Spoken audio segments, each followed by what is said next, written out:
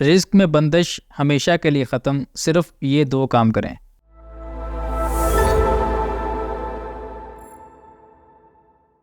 ناظرین، موجودہ دور میں تقریباً ہر انسان معاشی حوالے سے پریشان دکھائی دیتا ہے۔ کچھ لوگ ایسے ہیں جن کا ذاتی کاروبار نہیں ہے، وہ اس وجہ سے پریشان ہیں۔ بہت سارے لوگ ایسے ہیں جن کا ذاتی کاروبار ہے، دن رات محنت کرتے ہیں، کاروبار کو پورا ٹائم دیتے ہیں، اس کے باوجود معاشی پریشانی کا شکوہ کرتے ہیں کہ پہلے ہمارے گھر میں ایک فرد کماتا تھا، سب کھاتے تھے، اب سب کماتے ہیں لیکن کاروبار میں برکت نہیں ہے، رزق میں برکت نہیں ہے، یوں لگتا ہے جیسے کسی نے بندش کروا دیے۔ تو ناظرین، اگر کسی کا ذاتی کاروبار ہے، دن رات محنت کرتے ہیں، کاروبار کو پورا ٹائم بھی دیتے ہیں، اس کے باوجود برکت نہیں ہے، 2 کام آج کی ویڈیو میں ذکر کریں گے۔ اگر ان پر عمل کر لیا جائے تو انشاءاللہ اللہ رب العالمین رزق کے بند دروازے کھول دیں گے اور وہاں سے رزق ملے گا جہاں سے آپ کا گمان بھی نہیں۔ اللہ رب العالمین قرآن مجید میں فرماتے ہیں وَمَن يَتَّقِ اللَّهَ يَجْعَل لَّهُ مَخْرَجًا وَيَرْزُقْهُ مِنْ حَيْثُ لَا يَحْتَسِبُ۔ جو اللہ سے ڈر جاتا ہے، اللہ تعالیٰ اس کے لیے ہر مصیبت سے نکلنے کا راستہ بنا دیتے ہیں اور اس کو وہاں سے رزق دیتے ہیں جہاں سے اس کا گمان بھی نہیں ہوتا۔ تو ناظرین، آج کل ہمارا کاروبار تو ہے، ذریعہ آمدن تو ہے، لیکن اس میں برکت نہیں ہے۔ اس کی سب سے بڑی وجہ یہی ہے کہ ہم حلال اور حرام کی پرواہ نہیں کرتے، ہمارے اندر اللہ کا ڈر اور خوف نہیں ہے۔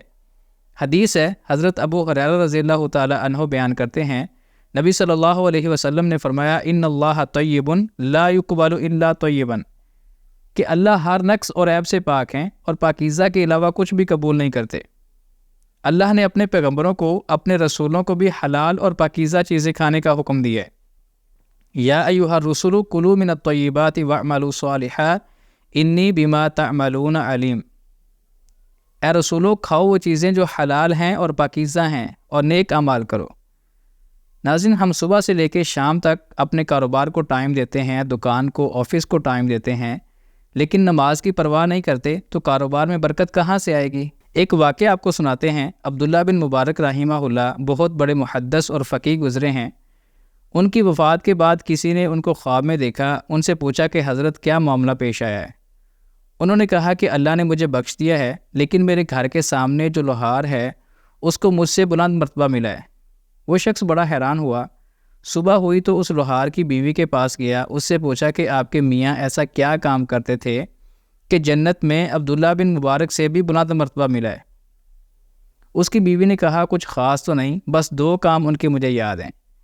ایک تو یہ کہ وہ رات کے آخری حصے میں بیدار ہوتے تھے، تہجد کی نماز پڑھتے تھے، اللہ کے حضور سر بسجود ہوتے تھے۔ دوسرا ان کا کام یہ تھا کہ جب دکان پہ کام کر رہے ہوتے، ہتھوڑا یا کلہاڑا اٹھایا ہوتا، اذان ہو جاتی ویسے ہی پیچھے پھینک دیتے کہ اللہ نے پکارا ہے۔ تو ناظرین، اس واقعہ سے، اس حکایت سے ہمیں یہ پتہ چلتا ہے کہ رزق حلال کمانے کے ساتھ ساتھ فرائض کی ادائیگی ایک ایسا عظیم الشان عمل ہے کہ دنیا میں تو اس کا فائدہ ہوتا ہی ہے، قیامت کے دن انسان بڑے بڑے زاہدوں سے بلند مرتبے پہ فائز ہو جاتا ہے۔ تو ہم بات کر رہے ہیں رزق میں برکت کے حوالے سے۔ پہلا کام ہم نے ذکر کیا، رزق حلال کمانے کے ساتھ ساتھ فرائض کی ادائیگی۔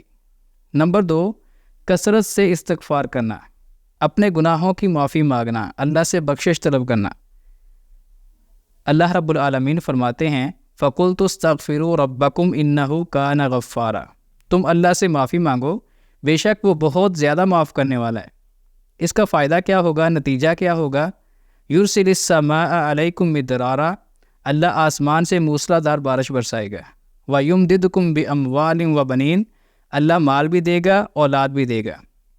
تو ناظرین، اگر کوئی شخص کاروباری حوالے سے پریشان ہے، معاشی پریشانی میں گرفتار ہے، تو اللہ کی رحمت سے مایوس ہونے کی بجائے 2 کام آج کی ویڈیو میں ہم نے ذکر کیے ہیں، اپنی زندگی کا حصہ بنائیں۔